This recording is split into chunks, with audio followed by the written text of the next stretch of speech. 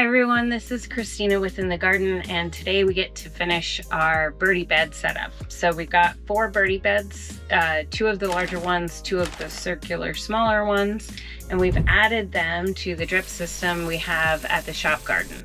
So if you recall, we have 2 lines that actually we have 3, but we've eliminated one. You'll see it today, where we're going to grow tomatoes, peppers, vining crops, mostly strawberries and that kind of thing.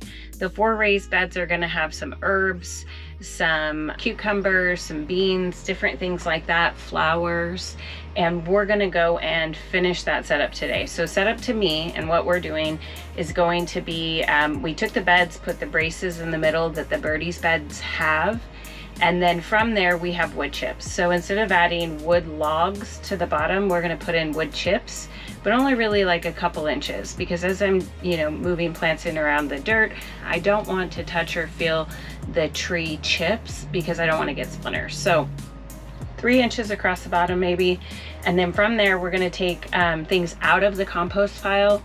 The compost pile hasn't really been super wet, and I haven't maintained the temperature, and we haven't had as many leaves that we can put in there. So what we're going to do is we're going to take the contents of our compost and we're going to put it right on top of the wood chips, because we're going to create a hugelkultur kind of setup as close as we can get it anyway. And then so wood chips, the compost items, they're still green and not at all in any way decayed down. So we're going to put that in the middle, and then we're going to put soil on top of it, and then we'll just test the water today and plant plants out. Now we are going to be traveling for 3 weeks, and so everything we have needs to go in these beds so that we don't have to worry about watering while we're gone.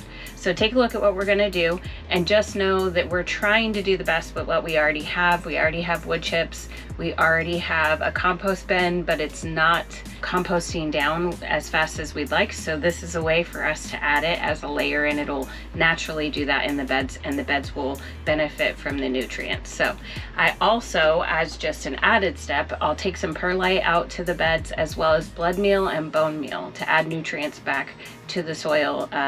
We did buy organic bed soil, but we want to add some added nutrients. So anyway, let's get started. It is 90 degrees today, so we're going to do some of this on time lapse, and I'll talk you through each layer and each step as we go.